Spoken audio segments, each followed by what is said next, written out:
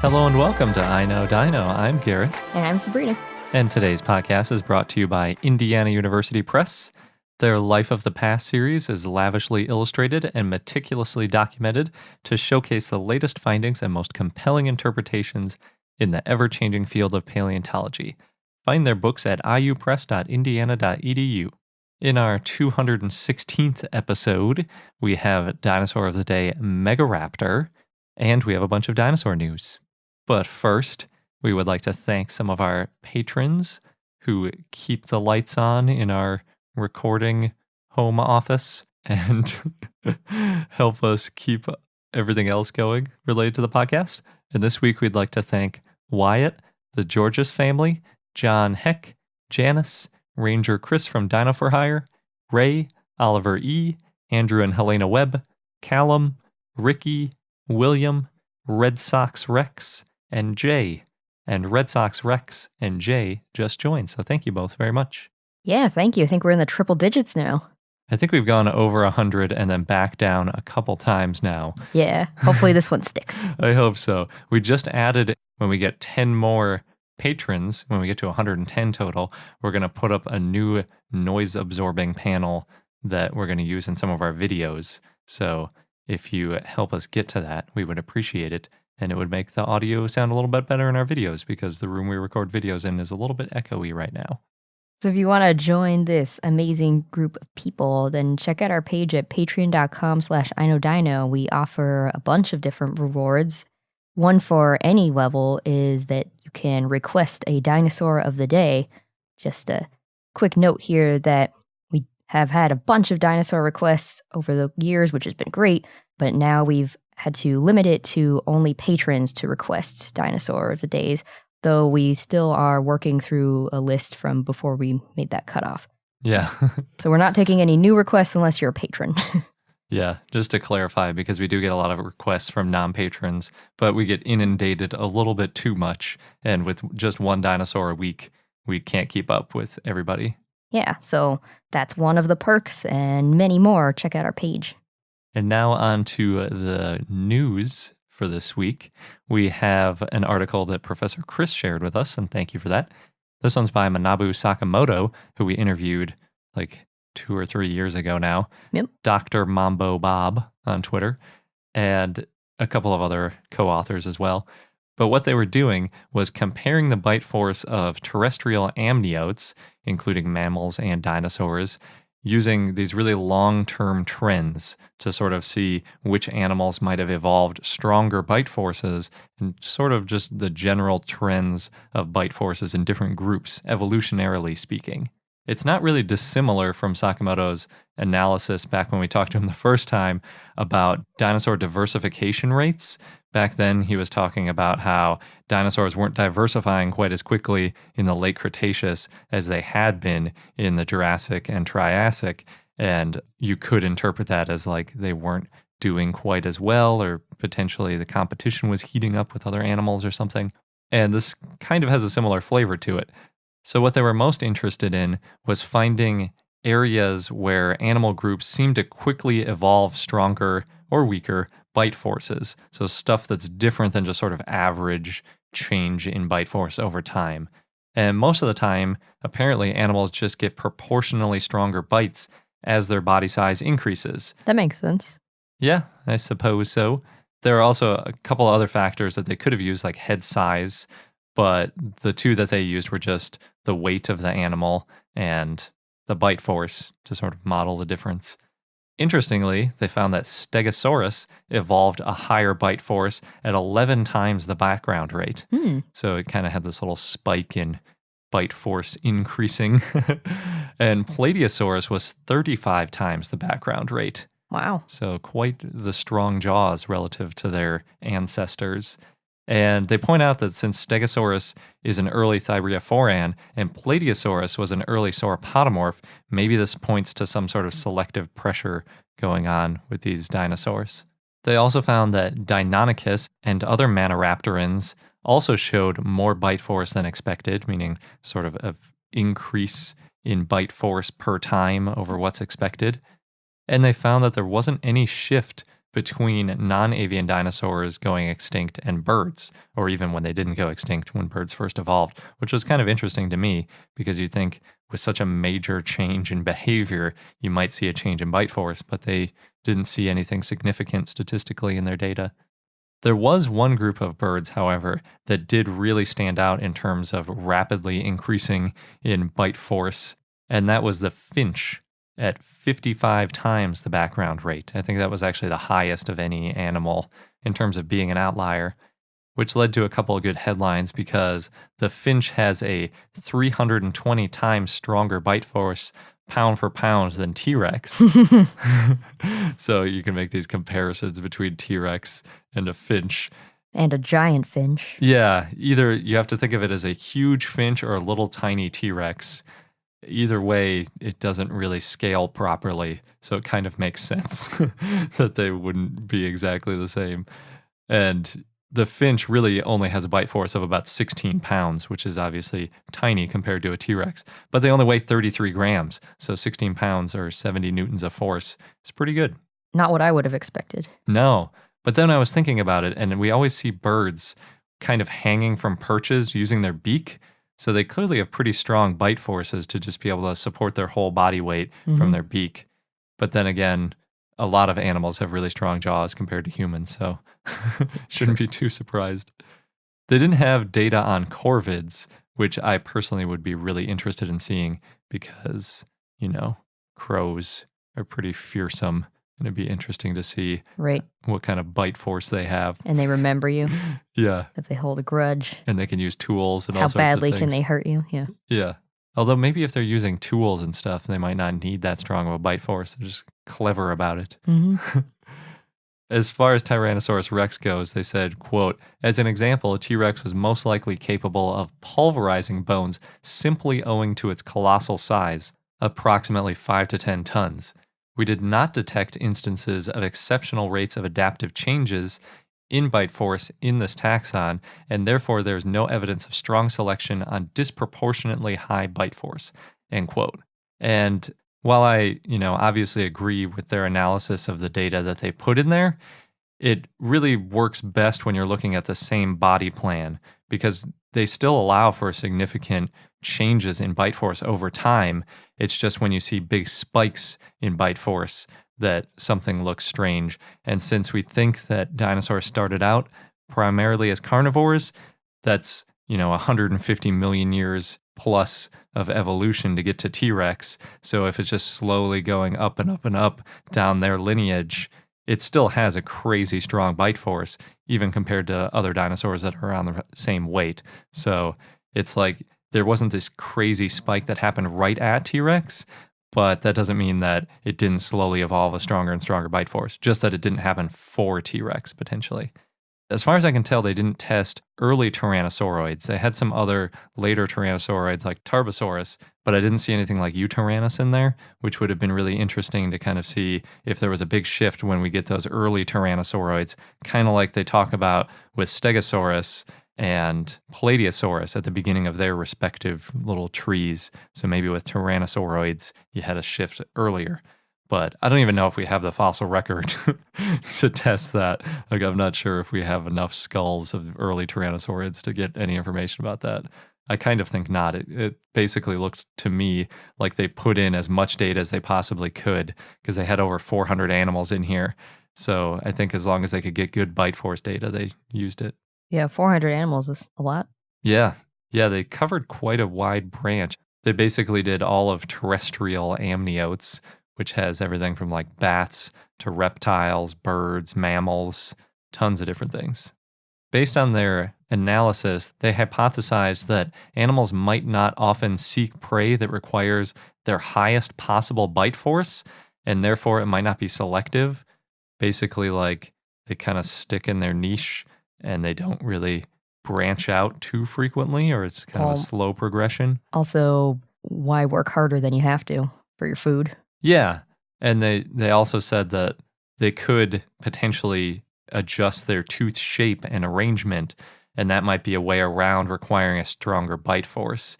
So, for example, you can shift between grinding, piercing, or crushing bone by the alignment of teeth. which is basically what you see with T-Rex. It's that alignment of the teeth that really leads to the shattering of bones, which is similar to what crocodiles have too. Whereas, if they had a different sort of tooth pattern, like shorter, sharp teeth, it would only be useful for ripping out pieces of flesh and not penetrating, crushing bone. One thing that I thought was funny is they said they found more instances of big reductions in bite force than big increases. And the most obvious example is humans. So our bite force is way weaker than it should be for our body mass.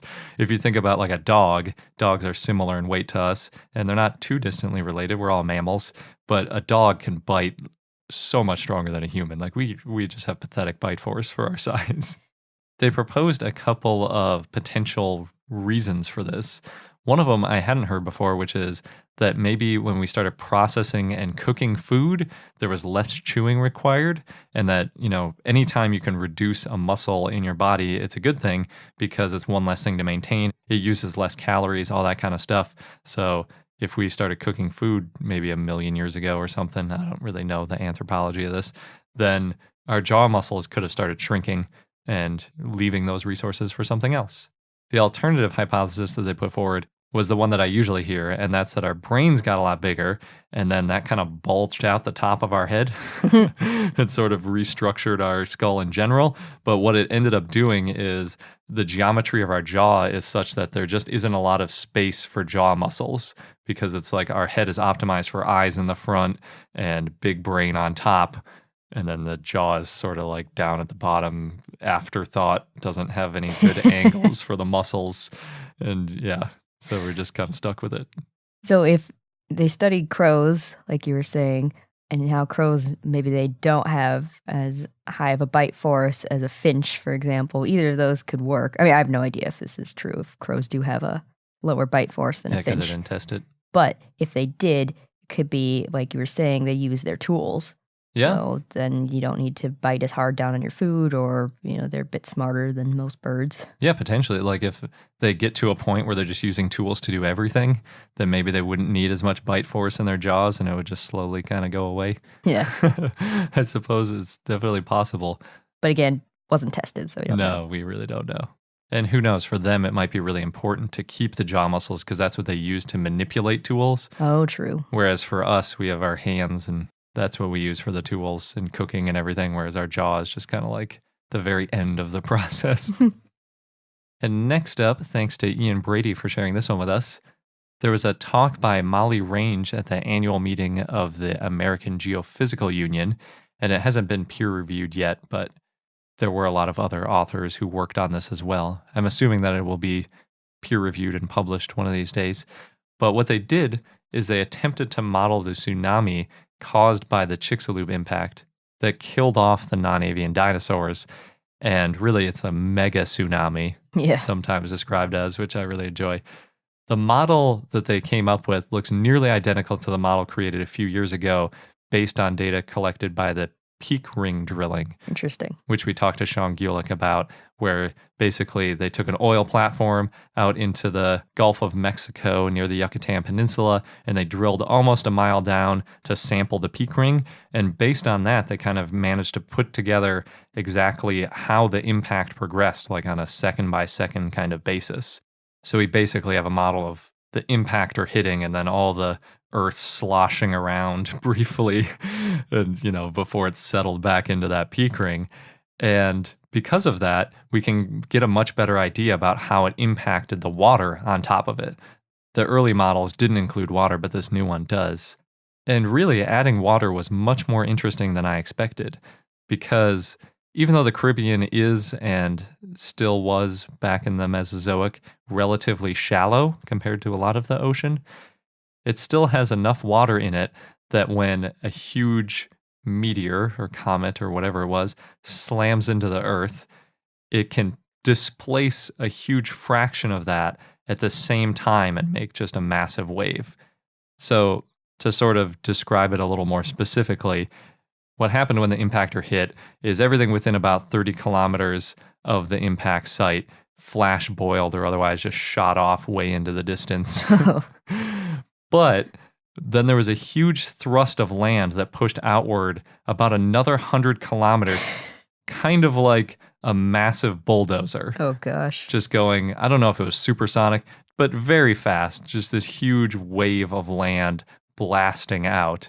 I didn't realize it. It was in the earlier models. You could see it if you were looking at the edge and kind of paying attention to the sliver of land blasting out to the side. That must have been so disorienting in those last few seconds of whatever animals were around. Well, yeah, any birds or anything that was there. I mean, Yeah. it probably would have gotten knocked back by the air blast because we talked about like the hundreds of miles an hour of air blast and the crazy pressure wave.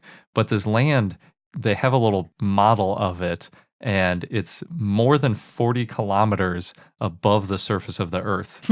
This like wave of land, which is an insane height. That's like way above where planes fly. I don't know. It's just a nightmare scenario. This like huge wall of land flying at you. So what that did though is it pushed all the water that was in between, the sky and the surface of the Earth, so the entire Caribbean basically, for many kilometers. And in their model, it goes about 100 kilometers before that sort of wall of land falls back to the Earth. And then the upper reaches of it kind of broke off and then rained back down, kind of like little meteors or something, and made little splashes off, 200, 300 kilometers out in the distance. So all that is to say that this huge bulldozer of land flying through the Caribbean made a wave that was about 1.5 kilometers or almost a mile high, because even though it's only, 100 or 200 meters deep, it shoves several kilometers of this all piling up into this one massive wave. And then since Panama wasn't constructed yet, the water also rushed through into the Pacific kind of backwards around it. So this big old wave goes blasting out into the Atlantic. It kind of reverberates in the Caribbean and shoots out into the Pacific too. And then the whole Earth just kind of rings with waves going everywhere for 2 days. There's like tsunamis just basically bouncing off California and then back over to China and all over the place, just like crazy waves all over the Earth. Essentially, all of the coastline on the entire planet was getting hit by massive tsunamis. In their model of it, too, they did 2 days worth of tsunami, and it's still like going. It's still going while 2 days later, there's still waves hitting places. It looked like, from my estimations, it's really hard to tell because it's not a very high resolution map. The whole world was essentially hit by about 10-foot or 3-meter waves. Like even in the farthest reaches, in the area immediately around the Caribbean and like the North Atlantic and stuff, it was obviously much higher. And we've talked about that before, that it was like 50 to 100 meters even at some places. But the fact that the whole Earth was hit by like a 10-foot tsunami is just insane to me. And actually, it could have been a lot worse than that because that's before it actually hit the coast. That's basically the size of the wave in the ocean. But if you know about surfing or you've gone out snorkeling or seen any videos of tsunamis, you know that what happens is when the wave reaches land, it gets pushed up onto the land. It kind of goes up that gradual slope and the wave can get a lot bigger. So we don't really know exactly how big it is because we don't have topographic maps from 66 million years ago around the Earth. So the best we can do is say like, 10-foot, 3-meter waves near the shore. But as it came inland, it could have gotten much, much bigger. Right. It's just crazy. Bad times for all. Yeah. The only spot that might have been okay, that looked okay, sort of, on this map, was the very northernmost part of North America and Asia that border the Arctic Ocean. Because the Arctic Ocean is kind of tricky to get to from the Yucatan Peninsula. It requires too many bank shots. There's also this little tiny gap in between Australia and Antarctica that seemed like the bank shots didn't quite work to cause a huge tsunami there. So the polar dinosaurs were the most okay. Maybe. But then there's a whole part of Antarctica that got nailed because it just went straight down into the South Atlantic. Right. And the South Pacific too, and just hit it almost dead on. The polar dinosaurs in the north were okay. And yes. then maybe some in the south. Ish. But the North Pole is also closer to the Chicxulub impact, especially by North America. So it was probably engulfed in flame anyway. So it's just no good place. No, it's crazy. They also compared it to the 2004 Indian Ocean tsunami, which killed over 200,000 people. And they said that the Chicxulub-caused tsunami would have been 2,600 times more energetic, which is quite a bit more. I almost expected another order of magnitude, that it would be like 1,000,000 times. Mm-hmm. There were huge waves that came out of that, obviously, and affected not just India, but also the whole surrounding area. And yeah, so you multiply that by 2,000 to 3,000, and that's what the world was dealing with. Pretty nuts. No wonder so many species went extinct. Yeah, yeah, that definitely doesn't help. Especially to that point, the huge amount of energy shifted sediment all over the place. And some of that was even within the ocean, because if you imagine all this land bulldozer going through the Caribbean, obviously any like little invertebrates or something living on the bottom of the ocean there is going to have a really bad day. Mm-hmm. So that's going to really just disturb all the oceans as well as the land. So I was trying to think, what species would it have been best to be on that day? I think the only one that's good to be is like hibernating in a burrow underground. But is the burrow deep enough? I don't know. Hopefully, I'm sure it would have woken them up. Yeah, the like magnitude 10 earthquakes or 11 or whatever they're supposed to be. Mm-hmm. It's bad. It's a very bad day for sure. But that was the first time I had really understood just how much it disrupted the ocean, because thinking about all this energy in the water would really screw with the seafloors quite a bit, especially in the shallower areas.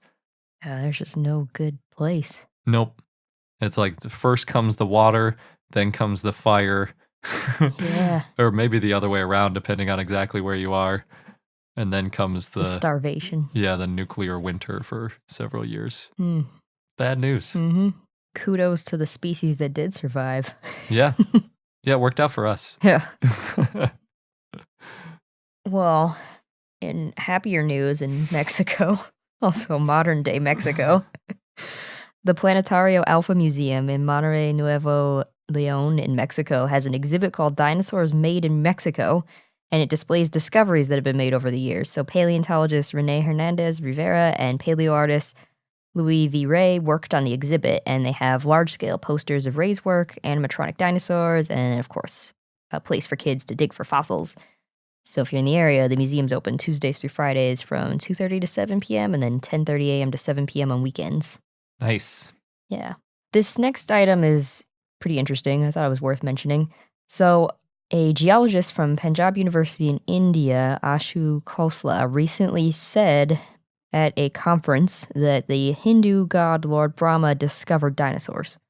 And he also said that dinosaurs have been studied in India starting around the 1830s. So, quote, he said, Lord Brahma discovered dinosaurs' existence on Earth. India was a hotspot for dinosaur evolution and breeding before extinction. A dinosaur named Rajasaurus had originated in India, he said, end quote.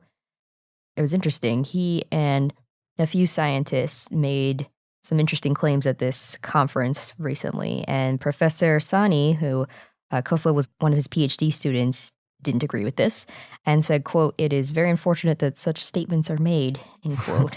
That's such a funny, like, political way to say it. Statements were made. They were unfortunate. Yeah. So I don't really know the thinking behind this. In terms of when dinosaur fossils were found in India, the first ones were found in 1828 by Captain William Sleeman from the East India Company Army, 4 years after William Buckland published a description of Megalosaurus. Yeah, for sure. I mean, India was definitely, just like the rest of Earth, covered in dinosaurs, very interesting ones that were evolving rapidly. Mm-hmm. Rajasaurus is a cool one, but because he said Rajasaurus originated in India, mm-hmm. sort of implying that dinosaurs themselves, or significant dinosaurs, originated in India, but we don't even know that Rajasaurus originated in India.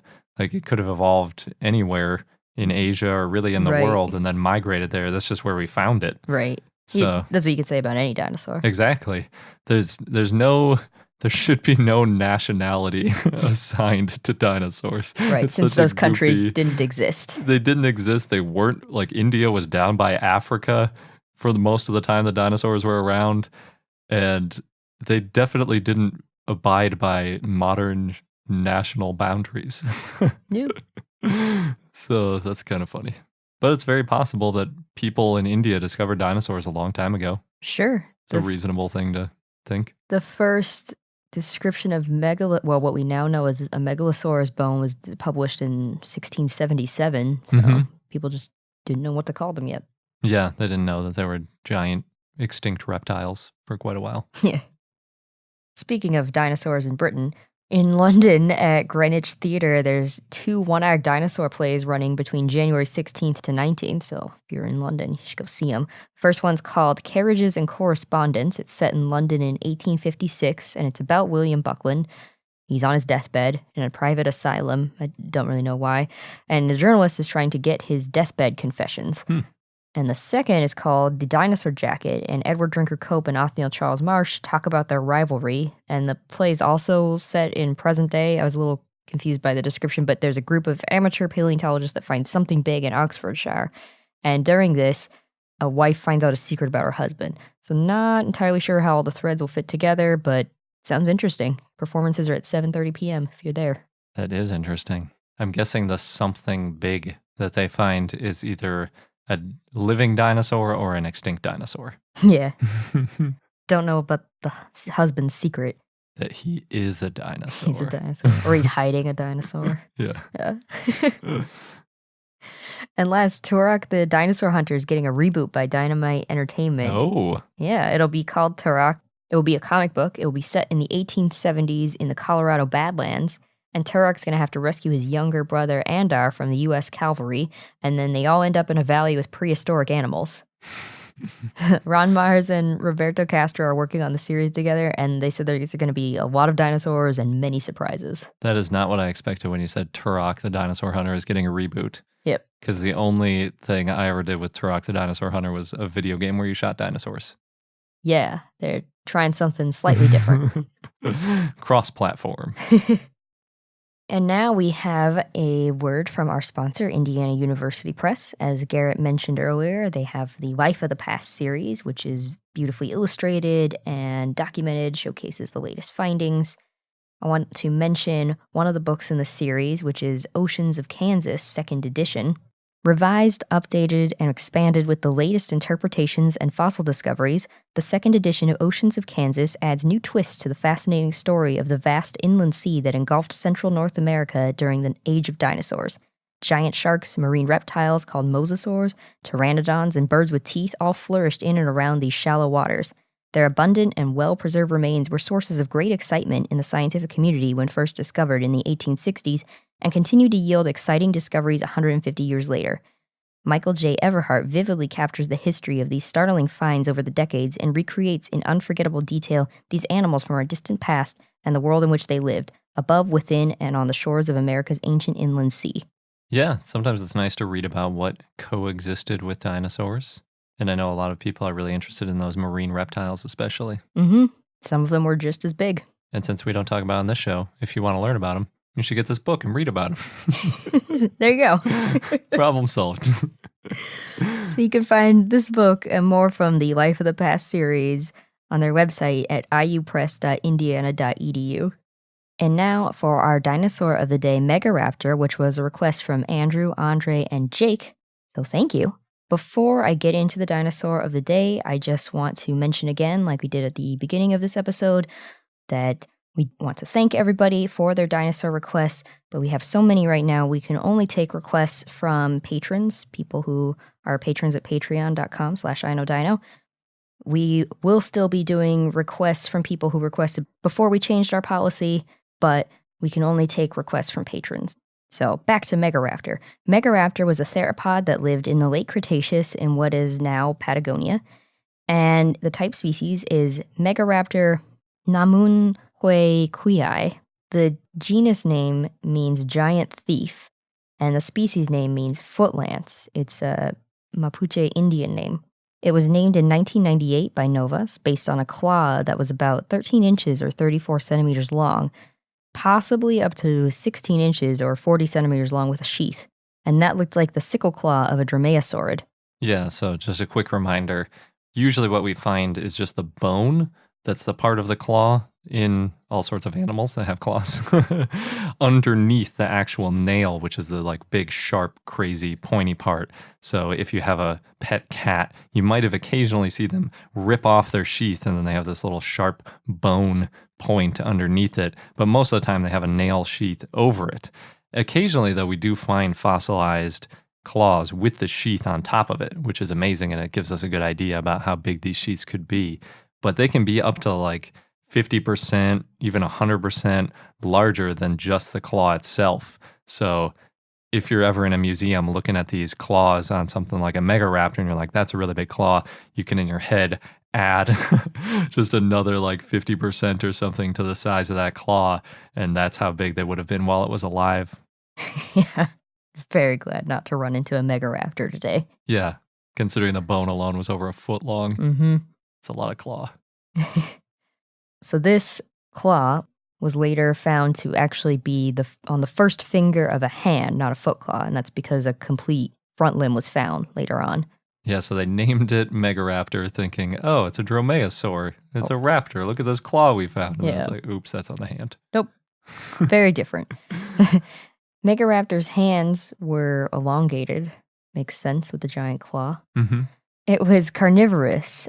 Again, it was originally thought to be a large dromaeosaur-like coelurosaur, but now it's considered to be either a basal tyrannosauroid or a basal coelurosaur.